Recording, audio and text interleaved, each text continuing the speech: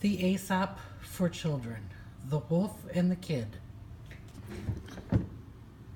There once was a little kid whose growing horns made him think he was a grown-up billy goat and able to take care of himself.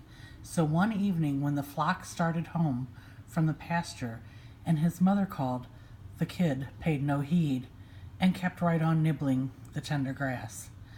A little later he lifted his head. The flock was gone. He was all alone. The sun was sinking. Long shadows came creeping over the ground. A chilly little wind came creeping with them, making scary noises in the grass. The kid shivered as he thought of the terrible wolf. Then he started wildly over the field, bleating for his mother. But not halfway near a clump of trees there was the wolf. The kid knew there was little hope for him. "Please, Mr. Wolf," he said, trembling. "I know you are going to eat me, but first please pipe me a tune, for I want to dance and be merry as long as I can." The wolf liked the idea of a little music before eating, so he struck up a merry tune, and the kid leapt and frisked gaily. Meanwhile, the flock was moving slowly homeward. In the still evening air, the wolf's piping carried far. The shepherd dogs pricked up their ears. They recognized the song the wolf sings before a feast, and in a moment they were racing back to the pasture. The wolf's song ended suddenly, and as he ran with the dogs at his heels, he called himself a fool for turning piper to please the kid, when he should have stuck to his butcher's trade. Do not let anything turn you from your purpose. The tortoise and the ducks. The tortoise, carries his house on his back. No matter how hard he tries, he cannot leave home. They say that Jupiter punished him so, because he's such a lazy stay-at-home, that he would not go to Jupiter's wedding, even when especially invited. After many years, Tortoise began to wish he had gone to that wedding. When he saw how gaily the birds flew about and how the hare and the chipmunk and all the other animals ran nimbly by, always eager to see everything. There was to be seen the tortoise felt very sad and discontented. He wanted to see the world too, and there he was with a house on his back and little short legs that could hardly drag him along. One day he met a pair of ducks and told them all of his trouble. "We can help you to see the world," said the ducks.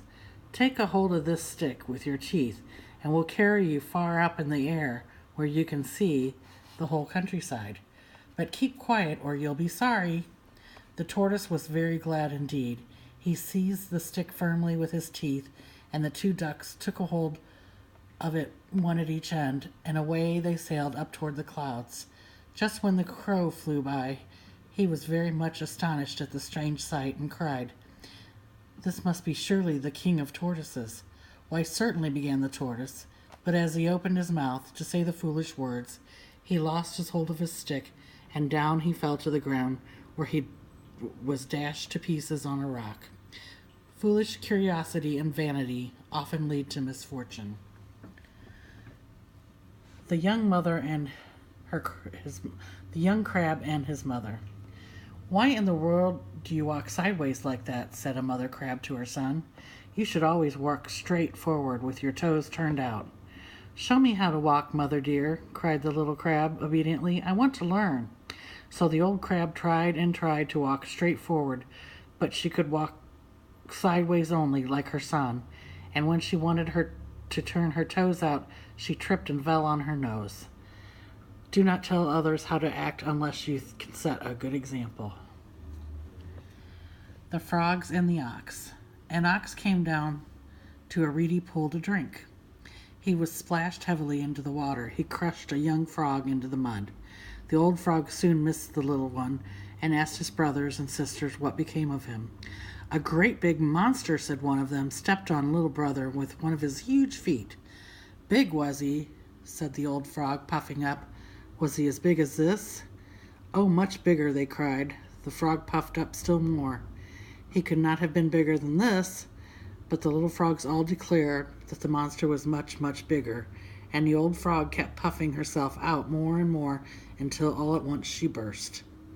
Do not attempt the impossible.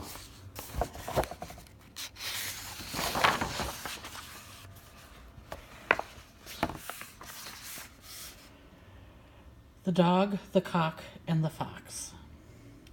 A dog and a cock, who were the best of friends, wished very much to see something of the world, so they decided to leave the farmyard and set out into the world along the road that led into the woods.